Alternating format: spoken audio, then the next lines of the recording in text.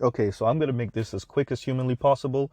Let's address the real talk with Yanie and her review of the roommates podcast and them speaking to the young lady.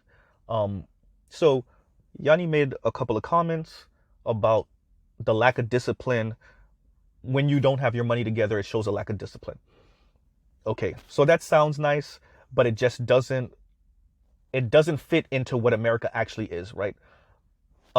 Let's go through some of the numbers real quick. 40% of Americans cannot afford a $400 emergency. 60% of Americans cannot afford a $1,000 emergency. And 80% of Americans live paycheck to paycheck. That's the real numbers. Okay, let's also go through the income of Americans right now. Half of Americans make their income is $31,000 a year.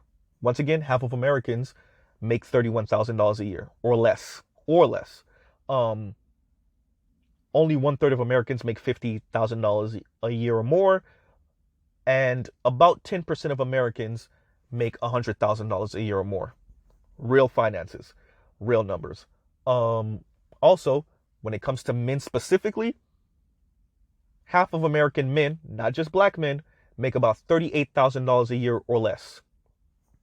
Right? For American women, about half of American women make $25,000 a year or less. Both of those numbers were as of 2019. Now,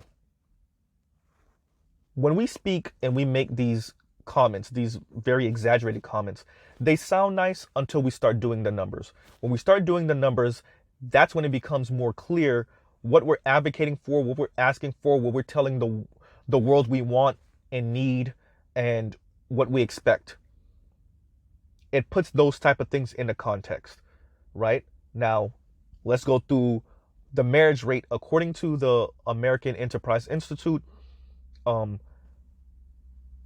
26% of poor Americans are married, 39% of middle class Americans, and 56% of upper middle class and above. We also know there was an article written a couple years ago that economically unattractive men are leading to a downturn in marriage because women tend to date across and up. Yes, women are still engaging in that dating process, that courting process of dating across and up, even with their newfound their newfound wealth. Now,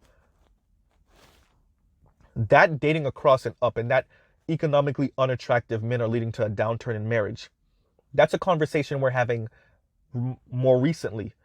You rewind 3, 4, and 5 decades ago, and when we zoom into just black men, these things were happening to black men also, but in the black community, we were having a very different type of conversation. We were having a conversation about black men being horrible fathers and horrible husbands, and that's for the black men that were getting married in the first place, right?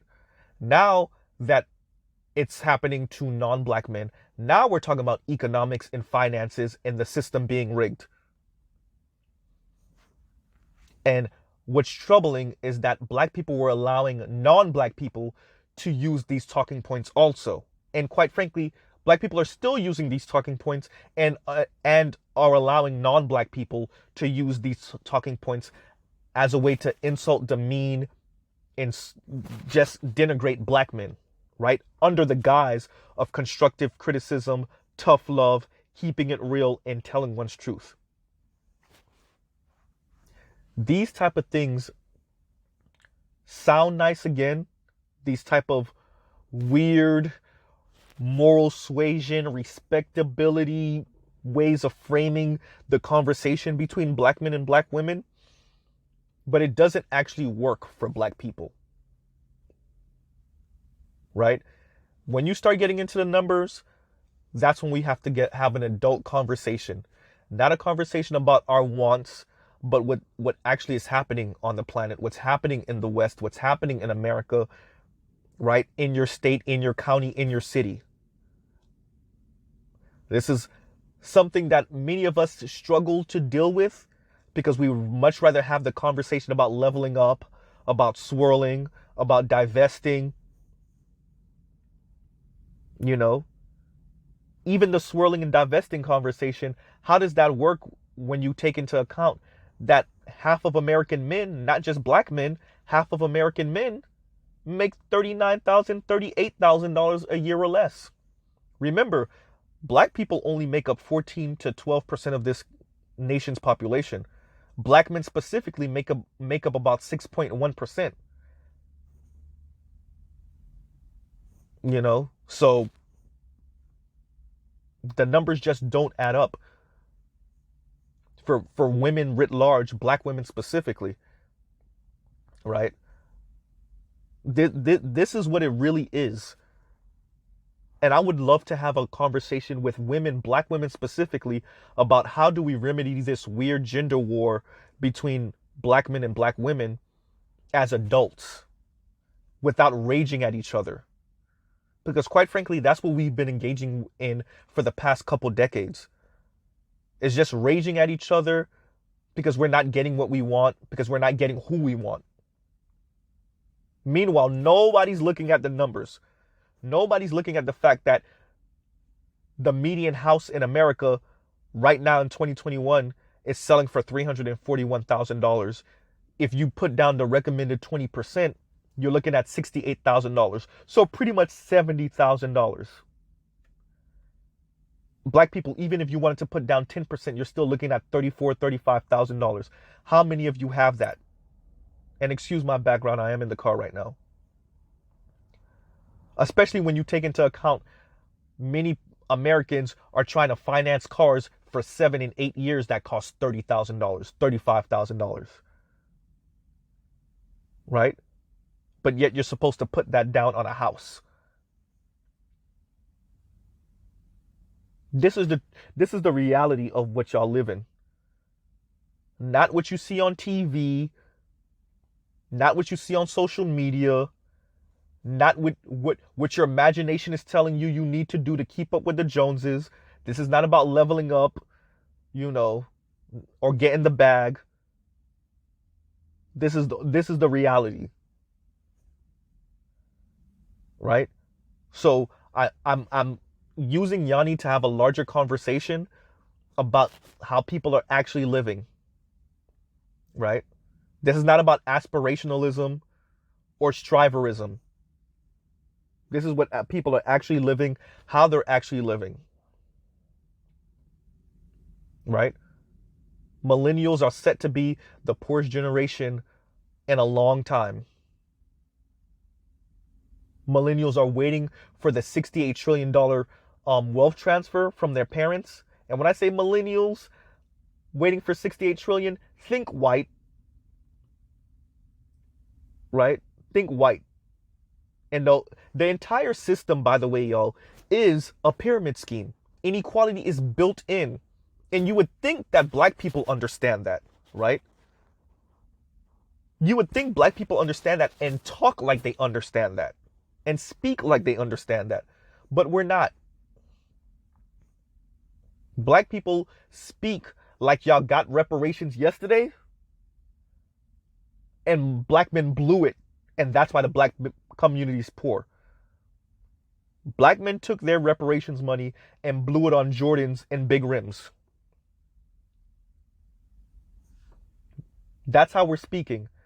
Not like you're only 50 or so some odd years out of Jim Crow, if you're ADOS, or 70 and some odd years out of colonialization if you're continental African or Black Caribbean. We're not speaking like that. Although we should, that doesn't mean it's a bad thing or a negative thing to strive or try to achieve and have dreams, goals, and aspirations. But it may be a negative thing if you turn progress and aspirationalism into a religion and worship that when your community is coming out of literally being being property 150 years ago and being literal, legal second-class citizens 50 years ago. I like to remind black people of this because, quite frankly, we're speaking very ahistorically, and I'm still talking about this conversation that I'm initiating with Yanie, but she kind of put out there with her worldview. And it's not that worldview is not exclusive to her. That's what, but I'm using her as an avatar to speak about something larger, right?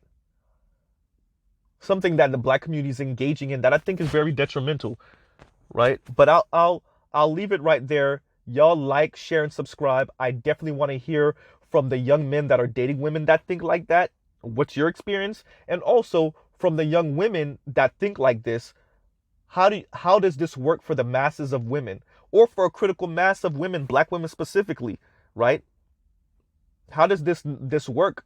Because it seems from the outside looking in that y'all are hoping to win the lottery with a air quotes high value man, or that y'all don't really realize that y'all playing musical chairs with men, and like the masses of y'all are gonna find yourselves like with no chair,